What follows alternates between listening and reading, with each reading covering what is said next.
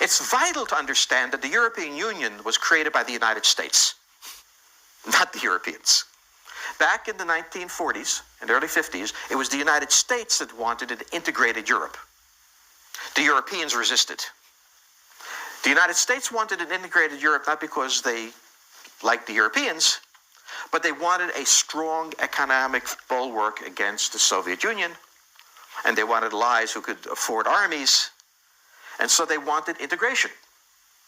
And when the idea of integration was put forward, the French didn't want to work with the Germans, the English didn't want to work with the French, and nobody wanted to work with the Italians.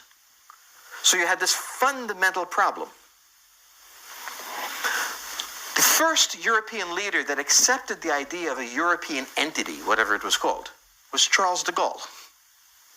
And he accepted it not for the reason you might think. He accepted it because if there was an integrated Europe, France would be the leading power in his mind. France could steer this entity into being a counterweight to the United States, and Europe could return to history. That was the theory.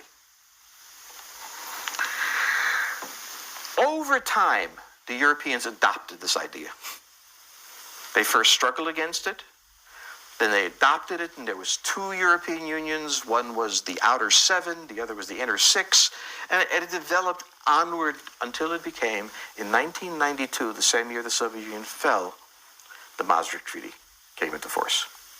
And the Maastricht Treaty created the modern European Union, a free trade zone with some countries sharing in a common currency and a regulatory apparatus in Brussels.